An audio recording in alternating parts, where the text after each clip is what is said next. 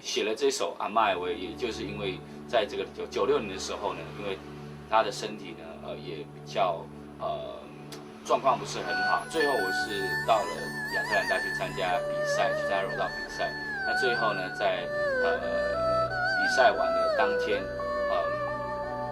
结束了这样的一个比赛，回到台湾以后呢，在回到台湾的那一天，然后我哥哥告诉我说，阿嬷呢，在你回到台湾的这一天呢，她已经先走了，她没有办法等你。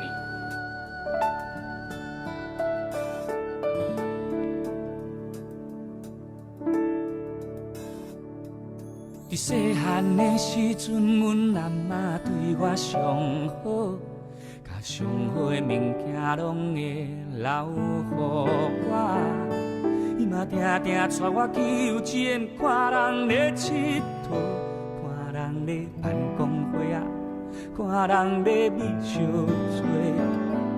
伊定定甲阮讲，叫阮着爱好好啊读册。唔通大汉像恁老爸安尼啊凉皮哦。伫迄个时阵，阮拢听拢无。阿嬷，你到底是咧讲啥话？大汉了后，才知影阿嬷的话，我会甲永远永远藏在心肝底。想着一步一步的过去，定定拢会予人真难忘。时间一分一秒的过去，伫阮的心内，定定拢会想着伊。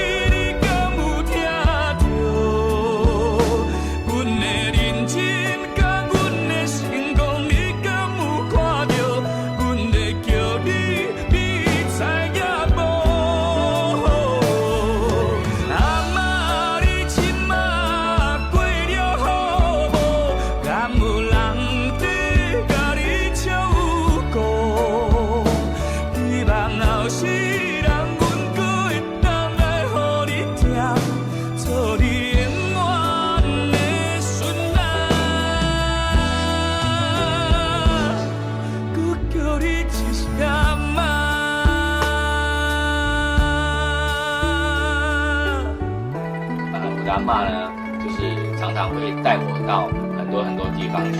他就跟人家买菜的时候，或者买水果的时候，都会跟人家说：“啊，你生活较俗嘞，啊，我要阮孙家啦。”他也叮咛我妈妈、我爸爸、我的家人，就说：“以后那就我乖哈，你忙过考啊。”因为听我阿嬷的这样一席话，所以他们都会对我特别的照顾，对我特别的温暖。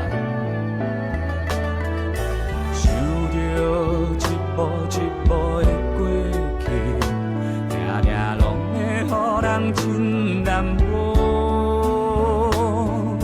时间一分一秒的过去，伫阮的心内，定定拢会想着伊。